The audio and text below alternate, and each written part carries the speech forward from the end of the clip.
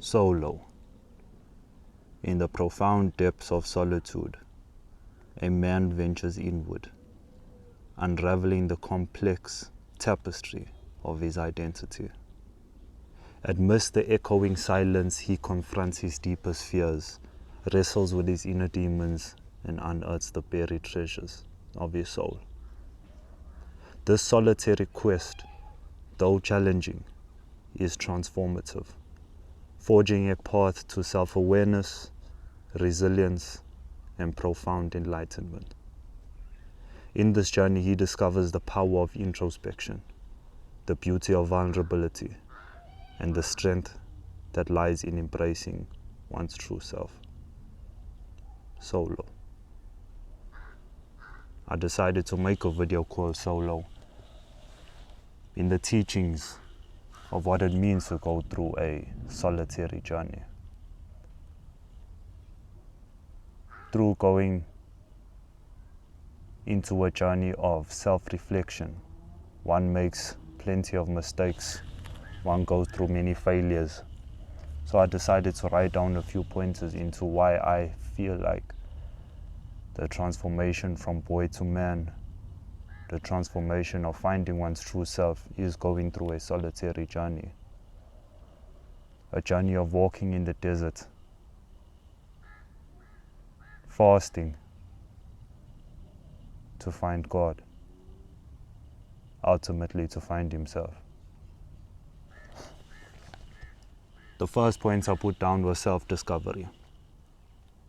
Going through a journey, lonely journey I might add, you tend to find who you truly are because you tend to find your fears.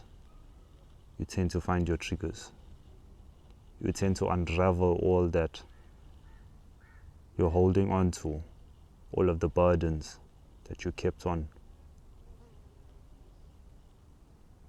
Through that, you tend to find yourself through self-discovery. The second point I put down is facing challenges. Solo is a metaphor of going through things, even though you have helping hands, but ultimately you have to make that decision into finding who you are and unraveling your true self. The third point I got is learning from mistakes. As you go through your challenges, as you go through your failures, yes, it might seem hard at the time, but failure is what you need in order to succeed. You need to fail. But then again, a wise man learns from his own. But then again, a smart man learns from his own mistakes, and a wise man learns from others. The fourth I have is embrace responsibility.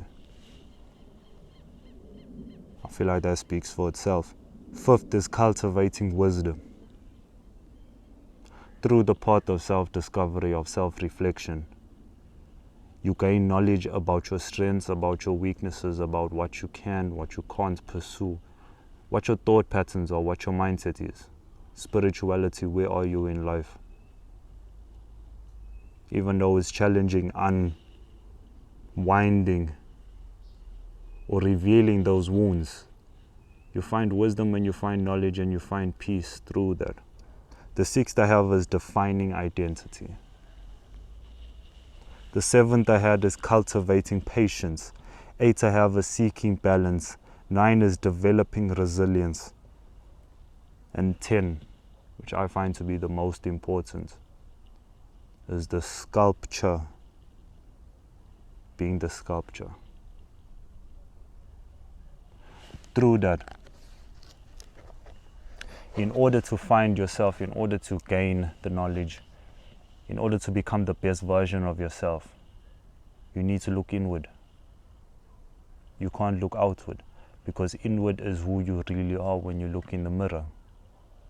When you look in the mirror, who do you see? So the metaphor, the sculpture is the sculpture.